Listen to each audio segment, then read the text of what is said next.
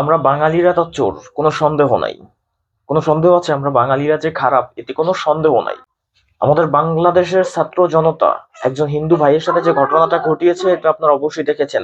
আমার প্রিয় নবী হযরত মুহাম্মদ সাল্লাল্লাহু আলাইহি ওয়াসাল্লাম বলেনি কখনো প্রতিশোধ নিতে, তারপর বাঙালিরা নিয়েছে, তাকে ঝুলিয়ে জ্বালিয়ে দিয়েছে।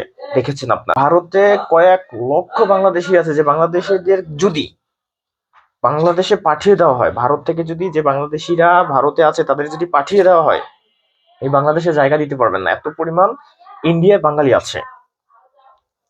তো এখন বাঙালি যে জায়গায় পাচ্ছে সেই জায়গায় ইন্ডিয়ানরা একটু ভুল হলেই বেধড়ক মারধর। এই দেখেন এই ভিডিওটা, মানে এখানে ইন্ডিয়ান নাগরিক না হয়ে যদি বাঙালি হতো তখন কি হইতো? এই ড্রাইভারটা কে নিত বলেন? আবেগে বাঙালি। আজকে ছাত্র জনতা আপনারা যেটা করছেন এটা ঠিক না।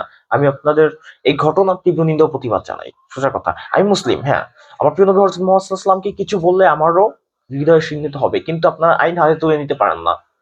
আপনারা যে ঘটনাটি ঘটিয়েছেন তার তীব্র নিন্দা ও প্রতিবাদ জানাই।